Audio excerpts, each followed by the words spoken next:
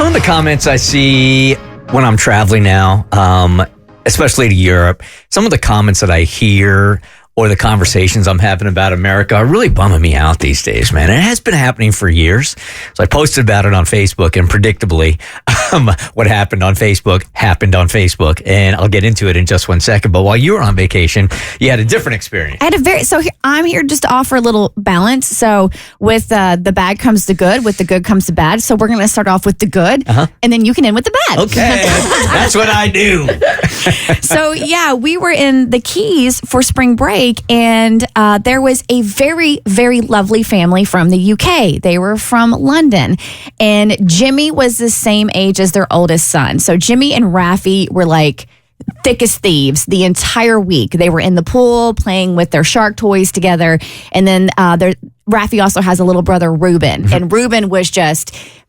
Kid was a cannonball. He was jumping in the water 24/7. They were awesome, right? So of course, this is how it works now on family vacations. Kids mesh, and so when kids mesh, you start talking to the parents because we're all standing there in the pool, being responsible and watching our kids, right? So we're talking to this lovely couple from the UK who, I jokingly said, "So you mean to tell me you took like a 15+ hour flight from London to Florida?" To Key West, too. Right. Yeah. Palm Beach is one thing. Key West is another. And I mean, it was a nice resort, but it wasn't that nice. You know what I mean? And so, because I was like, man, you could hop a train and be in the south of France in less time than that. So many islands off of Spain. And she was just like, they were enamored with the States, and they loved they were just so complimentary, and it was genuine because British people aren't one to blow up smoke. Like they just very much, they tell it like it is. And she was just like, she hadn't been in the United States in 8 years, and they have like family all over the place, and somebody in his sister married an American, so now she's in the States. So they're just like, they all gathered here at this resort in the Keys, right? And she was just gushing about the United States and like how they can't wait to come back. And there's like the terrain, there's just so many different, experiences you can have, from like the Grand Canyon to the like from the mountains to the beaches and stuff like that. Yeah, how many times have I said on the show before, you never really have to go anywhere if you want to see like beautiful landscapes. Yeah. It's all here. Yeah. And so they were just like, they couldn't wait to come back. And they were just, and I'm looking around and I'm like, wow, have we become that jaded? Are we really not appreciating like fully what's around us and how fortunate we are to have what we have in the States? And I was like, all right, well, kudos to you. However, next time, see you in the south of France. Yeah, it just does sound more romantic to say that you're traveling. But yeah, we got it all here, man. I mean, good luck comparing like to the Rockies. This is just an amazingly beautiful country, man. The rivers we have here, the lakes, the beaches, we got it all. Waterfall, we got it all. The one thing that was they were like laughing about is the abundance, like overabundance. Everything is so big here.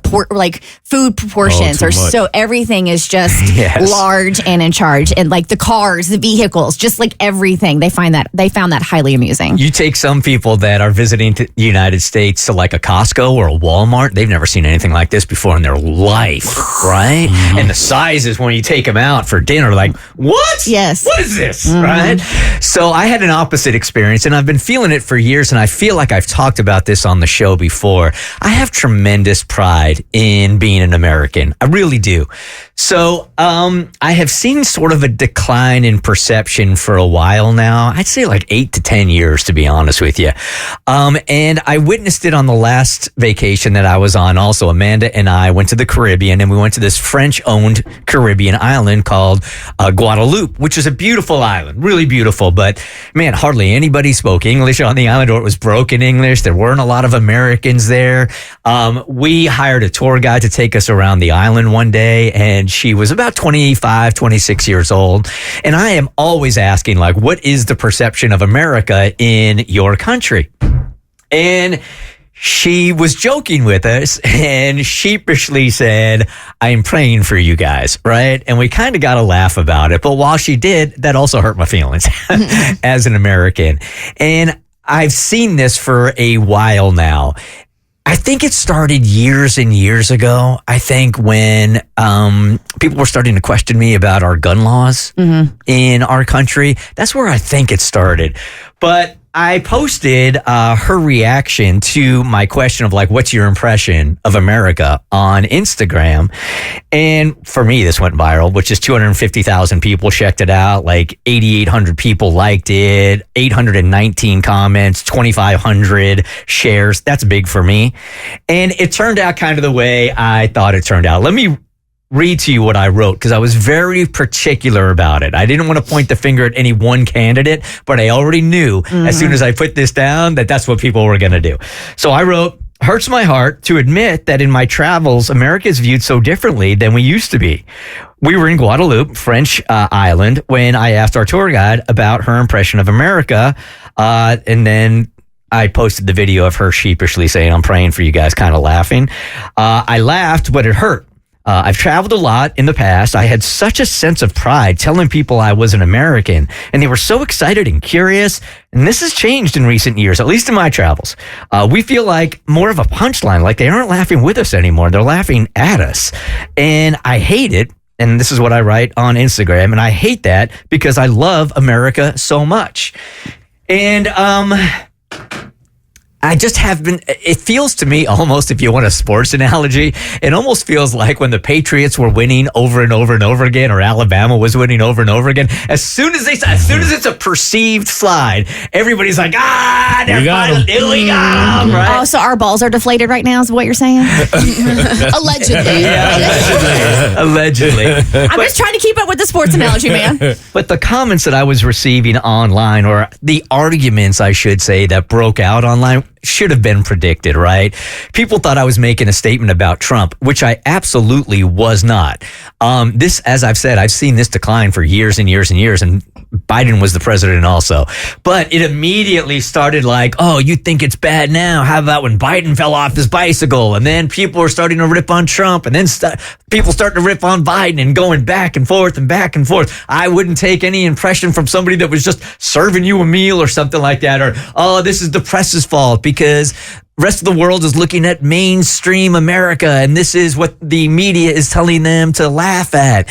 And that has not been my experience, you guys. And I hate to say this because I really do love this country so much. It's just that I recall for my entire life when I'm traveling, that's the only thing that I've really loved to do, is that people were so like mesmerized by the country, right? It was so big and they were so curious about everything going on. And it doesn't feel like that to me anymore. They're not as curious. It's not the land of hope and promise and the American dream.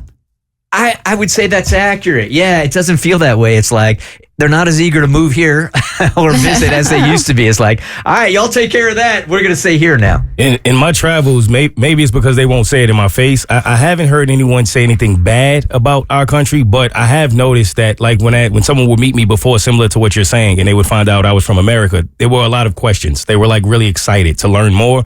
But now it just kind of seems like, oh, and then they just leave it there. Yeah, it's like, they know you're a tourist, and the people that I'm asking also are in the hospitality industry. So maybe it's not a fair ask because they won't. They're not allowed probably. No, I just mean just in my travels of like just meeting people in general, not necessarily the people who work there. Yeah, it's a bummer. Well, of course, non-Americans are going to feel this way about our country because I feel like the American news cycle is the most inflammatory it has ever been. Like any headline you see about the United States is some kind of is in one direction or the other, something very, very polarizing and in your face. And I think my question is like, why do we care? Like, these people have no other concept about what it means to be an American or what it means to visit our country other than what the news wants them to see, which of course is nothing but negative, negative, negative. Not saying that there's not negative. I'm just saying these are random people from France or Guadeloupe who just see what the BBC wants them to see. I kind of feel now when I'm traveling, it's not to brag about America. I guess it is. It's to be an advocate now more than anything else. Because like you say, they're seeing what's going on in our country through a different frame. And I I'm thinking moving forward is that it's going to be my job as an American to go, it's not as bad as people are making it out to be, you guys. It's all on you. You're our It's all ambassador. on me. Well, you feel like it because sometimes when you're traveling, this might be the only experience that they actually have with an American. And that's why I'm so particular when I'm traveling to make a good impression, because this might be the only American that they ever have any interaction with. And I want them to walk away with that going, okay, that's a cool dude. That's a cool country. Cass, were you about to say something? Yeah, I want to go back. Do you really think it's not as bad as everyone else thinks? Because I am a citizen, but I was born in the UK. My family's British.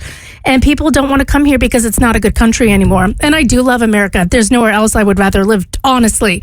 But I think because of the news cycle, like Abby's saying, all of our issues are being highlighted. And not to say other countries don't have their own issues, because they do, and there are a lot of them. Don't get me wrong. But I think the shift has come where America used to be for the American dream, where you could start fresh, land of equal opportunity. And I honestly, the way the laws are, and I am not taking a political side here, I'm just saying in general, the way the laws are in this country right now do not afford equal opportunity for everyone. It is no longer the land of the American dream. It is a very tough place for immigrants to come to. And a lot of the narrative in the news is that we don't want outsiders here. We want only Americans. So if you're in another country looking at it, your country is issuing travel warnings for the U.S., advising you not to go because of gun violence. You know that the U.S. does not want immigrants or visitors like that. They know that women are not treated equally. They know that there are oppressed classes who are murdered or subjected to violence. So if you're on the outside, and like Abby said, you're getting these headlines, yeah, you're not seeing the beauty of the Grand Canyon or the national parks, or you're not even walking the streets and seeing how friendly like Southerners are and the community here. Of course they're going to see that, because they just see the U.S. slipping, but in a way that's sad. So when, your tour guide says, I'm praying for you guys, and it's kind of a laugh, I've seen a lot of comments saying that. And there have been protests in other countries for the U.S. specifically because of what's happening. So I think we also maybe have some blinders on, because we know the country is fantastic and we know the strengths and the beauty of this place. But not everyone knows, like Abby said, not everyone knows our country. But honestly, the image of the U.S. in the world, on the world stage, has taken such a hit that it is, I'm seeing like positive press for like Denmark and Sweden over and over again, because they are quote unquote doing things right. I still feel like for every time somebody wants to say something negative about the country or policy in the country, that I can swing back and say, yeah, but here's something pretty great about our country also. And I think that's great. And I do think that's the work that we should be doing when we meet people overseas. The Bert Show.